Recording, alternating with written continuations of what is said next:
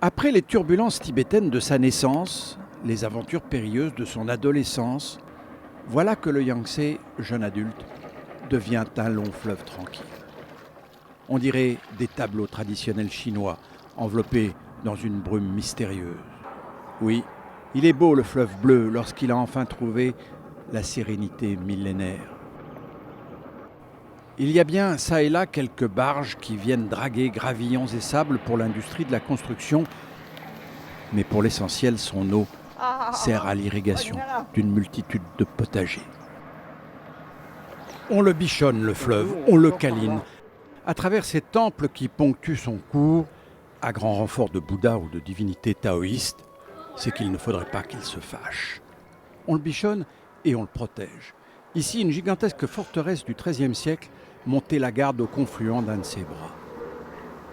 C'est que, ainsi calmé, le Yangtze, devenu navigable, était aussi un facteur d'invasion. Leçon d'histoire de la guide des lieux. À l'époque, on était en guerre avec les Mongols qui venaient du nord. Il fallait les arrêter pour éviter qu'ils prennent la ville de Chongqing et les réserves de riz et de céréales.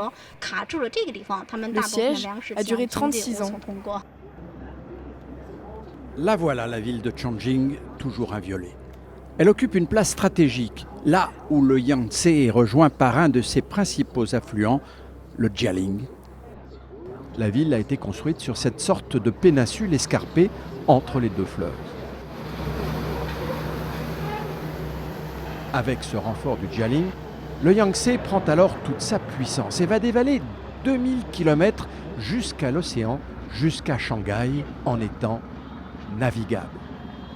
Et voilà le pourquoi de Chongqing. La ville s'est développée comme port desservant la principale voie de communication est-ouest de la Chine impériale. Dans les temps anciens, tout était transporté par rouleau fluvial. Donc toutes les marchandises de l'Ouest étaient rassemblées ici et partaient ensuite vers tout le reste du pays.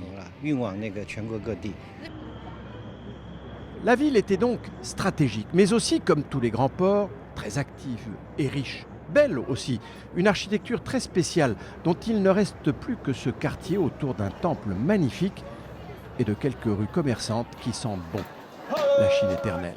On le bichonne ce quartier, chaque maison est préservée, restaurée, un effort de conservation bienvenu après tant de dégâts. Jusqu'aux années 60-70, toutes les maisons de la ville étaient comme celle-là. Lorsqu'il y a eu l'ouverture de la Chine, à partir des années 80, on n'avait pas conscience de l'importance de ce patrimoine. Alors, on a tout détruit pour construire des tours. Des tours, oui, par milliers, une forêt de tours. Nul autre pareil, même Manhattan ou Hong Kong sont battus. Jusque dans les années 60, aussi curieux que cela puisse paraître, Chongqing, bâti entre deux fleuves, n'avait pas de pont. On traversait les fleuves dans des funiculaires qui sont toujours en fonction.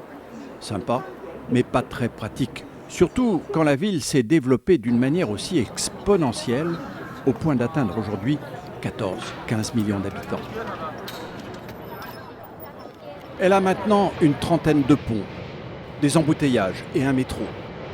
Moderne, luxueuse, riche, avec quelques beaux exemples d'architecture contemporaine, Chongqing garde pourtant un anachronisme d'un autre temps, ses coulis. Ces porteurs à palanches, autrefois indissociables de l'image de la Chine lotus bleu, on pourrait les remplacer par des machines, mais non, ils sont toujours là. Il n'y a qu'à Chongqing qu'on peut trouver des gens comme nous. C'est pas une ville comme les autres. Il y a beaucoup de pentes où on ne peut pas utiliser la voiture. Avec ces bambous, on peut porter jusqu'à 100 kilos. Ainsi va Chongqing sur le Yangtze. Elle n'a plus grand-chose à voir avec la cité menacée par les Mongols au XIIIe siècle. La prospérité a un prix que les natifs de la ville trouvent parfois un peu élevé. Pour nous, les gens qui sont nés pendant les années 60, le fleuve joue un rôle de la grande piscine pour nous pendant notre jeune enfance. On trouve des poissons ? Oui, mais il y en a de moins en moins. Par exemple, autrefois, il y a des crocodiles du fleuve Yangtze et aussi il y a de l'esturgeon. De l'esturgeon ? Des caviars. Oui, c'est vrai ? Oui. Il n'y en a plus ? Il n'y en a plus à cause de la pollution. C'est que la main de l'homme a beaucoup trituré ce long fleuve tranquille, au point parfois de le dénaturer.